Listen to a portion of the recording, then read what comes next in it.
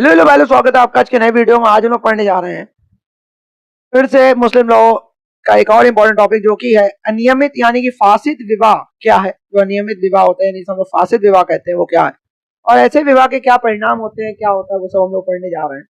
शुरू करते हैं एक टॉपिक को और समझेंगे ये टॉपिक कितना इंपॉर्टेंट है हमारे मुस्लिम लॉ के लिए। भूमिका शुरू करेंगे टॉपिक, क्योंकि इंट्रोडक्शन से हर टॉपिक शुरू होता है। तो भूमिका इसकी करी कि जो मुस्लिम पारिवारिक कानून में, जो मुस्लिम जो फैमिली लॉ है, उसमें क्या होता है, विवाह यानी कि निकाह एक क्या है, धार्मिक और सामाजिक अनुबंध होता है। मुस्लिम पारिवारिक कानून में क्या होता है, जो विवाह होता है यानी निकाह होता है, वह एक धार्मिक और सामाजिक अनुबंध यानी कॉन्ट्रैक्ट होता है, जिसे विधि पूर्वक संपन्न किया जाना आवश्यक है। जिसे क्या किया जाना आवश्यक, विधि पूर्वक संपन्न किया जाना आवश्यक है। इस्लाम में विवाह की 3 श्रेणियां होती हैं। इस्लाम में विवाह की कितनी श्रेणियां होती हैं? 3 श्रेणियां होती हैं। सही यानी कि वैलिड विवाह, फासिद यानी कि इर्रेगुलर विवाह, बातिल यानी कि वॉइड विवाह। ठीक है, सही यानी कि वैलिड विवाह, फासिद यानी कि इर्रेगुलर विवाह, अनियमित विवाह जिसे कहते हैं, और बातिल माने वॉइड विवाह। ठीक है, इस उत्तर में हम अनियमित यानी कि फासिद विवाह की विस्तृत विवेचना करेंगे। तो ये समझने का प्रयास करेंगे कि फासिद विवाह किन परिस्थितियों में होता है, इसका कानूनी प्रभाव क्या होता है और न्यायालयों की दृष्टि से इसका क्या महत्व है। चलो भाई, शुरू करते हैं इस टॉपिक को एक एक करके। फासिद विवाह यानी कि फासिद मैरिज की परिभाषा। फासिद विवाह वह विवाह होता है जिसमें कुछ अस्थायी यानी निषेध यानी कि टेम्परेरी प्रोविजन के कारण वह विवाह वैध या सही नहीं माना जाता। कुछ ऐसी गलतियां होती हैं, कुछ निषेधपन होता है, जिसके कारण वो क्या होता है, वो विवाह वैध नहीं माना जाता। किंतु वह बिल्कुल अमान्य यानी कि बातिल भी नहीं होता है, और लेकिन वो ये भी नहीं है कि वो बिल्कुल वॉइड है, मतलब बातिल है, बिल्कुल अमान्य है, ऐसा भी नहीं है। परिभाषा इसकी है, फासिद marriage is an irregular marriage which is voidable due to the presence of temporary legal impediments। यानी कि जो फैसिड मैरिज है वो एक इरेगुलर मैरिज होती है, किसके दौरान, जो कि voidable होती है, किसके दौरान, जो प्रेजेंस होते हैं कुछ जो टेम्परेरी, कुछ एक कमियां होती हैं, कुछ लीगल जो कमियां होती हैं, उनके दौरान क्या होता है, फासिद मैरिज कहलाती है। And it can be validate by removing the irregularity, और ये वैलिडेट यानी कि मान्य हो सकता है अगर हम उन गलत कमियों को पूरा कर दे, तो ये इरेगुलरिटी को छोड़ देते हैं और इरेगुलरिटी इसमें से हट जाती है। फाइजी आउटलाइंस ऑफ मोहम्मद लॉ, तो फिजी आउटलाइंस है कि मोहम्मद लॉ के द्वारा निकाली गई हैं। कानूनी दृष्टिकोण से देखें तो फासिद विवाह में विधि सम्मत विवाह नहीं माना जाता। फासिद विवाह में जो विधि सम्मत विवाह होता है उसे नहीं माना जाता है। लेकिन अगर बाधाएं समाप्त हो जाएं, अगर बाधाएं हैं वो समाप्त हो जाएं, तो उसे वैध विवाह में बदला जा सकता है। तो उसे क्या कहा जा सकता है, वैध विवाह में बदला जा सकता है। फासिद विवाह के कारण देखते हैं भाई, तो कई कारणों से विवाह को फासिद घोषित किया जा सकता है, जिसमें प्रमुख एक होता है निषिद्ध संबंध, यानी कि प्रोहिबिटेड डिग्रीज ऑफ रिलेशनशिप होते हैं। यदि विवाह रक्त संबंध में हो गया हो, संबंध द्वारा निषेध हो, या दुग्ध संबंध या दूध का संबंध के अंतर्गत आता है, तो यह निषेध या अस्थायी हो जाता है, तो विवाह क्या होगा, फासिद होगा।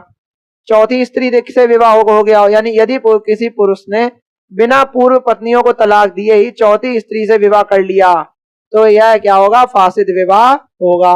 इद्दत की अवधि में विवाह करना, यानी तलाकशुदा या विधवा स्त्री की जो इद्दत अवधि पूरी होने से पूर्व किया गया विवाह क्या होगा, फासिद होगा। तलाकशुदा या विधवा स्त्री की जो इद्दत अवधि पूरी होने से पूर्व जो किया गया विवाह होगा वो फासिद होगा। कोई बंदा मुझे कमेंट सेक्शन में इद्दत का अगर बढ़िया सा एक्सप्लेनेशन आपको मिलता है तो आप बता देना। मैं बहुत कंफ्यूज हूँ, इद्दत का मतलब क्या होता है। या तो एक मासिक धर्म वाला होता है या प्रेगनेंसी का दौर होता है, मुझे नहीं पता ये क्या होता है। फिलहाल तलाकशुदा या जो विधवा स्त्री की जो इद्दत अवधि पूरी होने से पूर्व किया गया विवाह क्या होता है, फासिद होगा। ठीक है, गैर मुस्लिम स्त्री से विवाह देखते तो सुन्नी विधि के अनुसार किसी मुसलमान पुरुष द्वारा मुस्लिम न होने वाली स्त्री, विशेषकर मूर्ति पूजा यानी आइडोलेटर जैसे हिंदू वाली, और मुसलमान ना मानी जाने वाली महिला से विवाह क्या होता है, फासिद माना जाता है। अगर कोई सुन्नी विधि के अनुसार, जो सुन्नी विधि है उसके अनुसार जो ऐसा है कि कोई मुसलमान पुरुष द्वारा अगर मुस्लिम ना होने वाली जो स्त्री है, विशेषकर जो मूर्ति पूजा का हिंदू है, या जो मुसलमान ना मानी जाने वाली महिला, उससे विवाह करा जाए, अगर वो करे मुस्लिम पुरुष, तो भाई क्या होगा, वो विवाह फासिद माना जाता है। दो बहनों से एक साथ विवाह कर लेना, यदि कोई व्यक्ति 2 बहनों से एक साथ विवाह करता है तो वह विवाह फासिद होगा। सूरा अल निसा 4:23 के अनुसार ये लिखा गया है। फासिद विवाह के कानूनी परिणाम देखते हैं। तो फासिद विवाह पूरी तरह से अमान्य नहीं होता। फासिद विवाह क्या होता है, पूरी तरह से अमान्य नहीं होता, इसलिए इसके कुछ परिणाम सही विवाह की तरह होते हैं। फासिद विवाह होता है वो पूरी तरह से क्या नहीं होता, अमान्य नहीं होता है। इसलिए इसके कुछ जो परिणाम होते हैं वो सही विवाह की तरह होते हैं, और कुछ मामलों में सीमित अधिकार भी मिलते हैं, और कुछ मामलों क्या होते हैं जो लिमिटेड अधिकार हैं वो भी मिलते हैं। पत्नी के अधिकार देखते तो मेयर की पात्रता, पत्नी को उचित मेयर या मेयर ए मिसिल का अधिकार प्राप्त होता है यदि सहवास हो चुका हो। ठीक है। न्यायिक सुरक्षा मिलती है। विवाह विच्छेद की स्थिति में महिला को न्यूनतम सुरक्षा और भरण पोषण का दावा हो सकता है। संतान के अधिकार देखते तो वैधता, यानी कि यदि सहवास हुआ हो तो उस विवाह से उत्पन्न संतान को वैध संतान लेजिटिमेट चाइल्ड माना जाता है। उत्तराधिकार अधिकार देखते तो संतान को पिता की संपत्ति में उत्तराधिकार का अधिकार मिलता है, संतान उसको अपनी पिता की संपत्ति में उत्तराधिकार का अधिकार मिलता है। संपत्ति अधिकार देखते हैं, पत्नी को पति की संपत्ति में कोई अधिकार नहीं होता जब तक विवाह सही ना हो जाए। पत्नी को पति की संपत्ति में कोई अधिकार नहीं होता जब तक विवाह सही ना हो जाए। तलाक की आवश्यकता नहीं है। फासिद विवाह को तलाक द्वारा समाप्त करने की कोई आवश्यकता नहीं है, केवल अलगाव या सेपरेशन से विवाह समाप्त माना जाता है। अगर अलग भी हैं, सेपरेट भी हैं, तो भी विवाह को क्या माना जाता है, समाप्त माना जाता है, तो तलाक की कोई आवश्यकता नहीं होती है। सहवास का अधिकार केवल तब तक मान्य माना जाता है जब तक विवाह को रोका नहीं गया हो। ये केवल तब तक मान्य माना जाता है जब तक विवाह को रोका नहीं गया हो। अगर लेकिन विवाह को समाज और धर्म द्वारा अनुमोदन बिल्कुल भी नहीं मिलता है, मान्यता वही। फासिद विवाह बनाम बातिल विवाह, आधार देखते हैं, फासिद विवाह देखते हैं और बातिल विवाह देखते हैं। स्थिति ये रहती है कि अनियमित इसमें फासिद विवाह है, उसमें अमान्य है। शारीरिक संबंध में सहवास से संतान वैध है और संतान अवैध है। इसमें मेयर योग्य है, मेयर नहीं मिलेगा। सुधार की संभावना में बाधा हटने पर वैध बन सकता है ये फासिद विवाह, लेकिन ये वैध नहीं होता क्योंकि ये वॉइडेबल ही है। तलाक की आवश्यकता देखिए इसमें नहीं है, लेकिन इसमें भी नहीं है, इसमें तो नहीं है, उसमें तो सेपरेशन से भी अलग ही माने जाएंगे। सिया और सुन्नी विधि में अंतर देखो। सुन्नी विधि क्या कर रही है, फासिद विवाह को स्पष्ट रूप से मान्यता देता है, फासिद विवाह से उत्पन्न संतान को भी वैध मानता है। सिया विधि क्या करती है, फासिद विवाह की अवधारणा को नहीं मानता है, फासिद विवाह की अवधारणा को नहीं मानता। या तो विवाह सही है, वैलिड होता है, या तो बातिल यानी कि वॉइड होता है।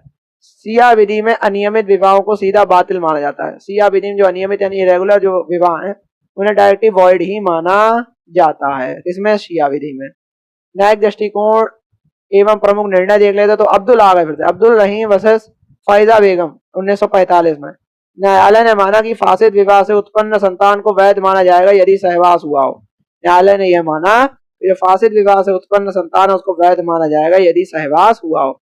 अमीन बेगम वर्सेस के मिर्जा, इद्दत अवधि में विवाह को फासिद माना गया। इद्दत अवधि में विवाह को क्या माना गया, फासिद माना गया, लेकिन सहवास के आधार पर पत्नी को मेहर देने का आदेश दिया गया।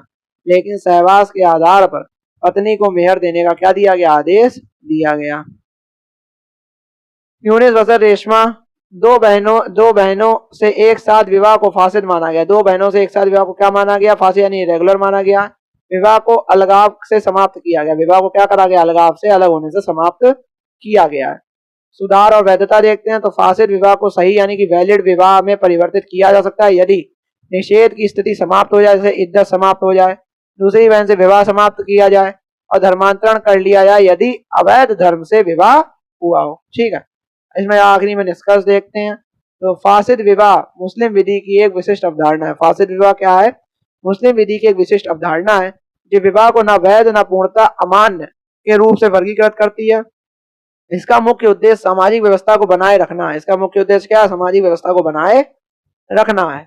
और साथ ही साथ अस्थायी अवरोधों को, जो अस्थायी अवरोध होते हैं उनके कारण जो विवाह को पूर्ण वैध नहीं माना जाता, न्यायालयों ने इस श्रेणी को मान्यता दी है और इससे जुड़े अधिकारों को सीमित रूप से स्वीकार भी किया है। और फासिद विवाह का सबसे प्रमुख लाभ यह है कि इससे उत्पन्न संतान जो होती है वो वैध मानी जाती है और महिला को मेहर का अधिकार भी प्राप्त होता है। तथापि विवाह को कानूनी और सामाजिक स्वीकृति प्राप्त नहीं होती है जब तक वह पूर्णतः या वैध ना हो जाए, यानी कि सही ना हो जाए। ठीक है, डिवीजन टेबल भाई देख लो। डिवीजन टेबल ये कह रहा है संश्लेषण तालिका शीर्षक और वो देखो। परिभाषा देंगे तो अस्थायी निषेध के कारण अनियमित विवाह, कारण इसका होता है इद्दत में विवाह, दो बहनों से विवाह या चौथी स्त्री में से विवाह आदि। कानूनी स्थिति देंगे ना पूर्णतः अमान्य होगा ना पूर्णतः वैध होगा। संतान देंगे वैध मानी जाती है। पत्नी का अधिकार मेहर न्यूनतम संरक्षण के साथ।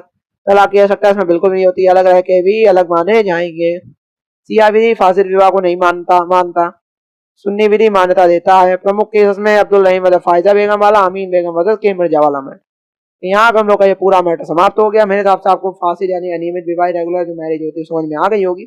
क्या कारण रहते हैं, कैसे रहता है, कानूनी स्थिति, संतान, पत्नी का अधिकार, सब आपको समझ में आ गया होगा। और नहीं समझ आया तो लोगों को पता आपको क्या करना है, 1.5x की स्पीड एक दो बार वीडियो देखनी है, आपको बहुत अच्छे समझ में आ जाएगा। और ऐसे ही वीडियो आते रहेंगे, तब तक के लिए जय हिंद, जय भारत।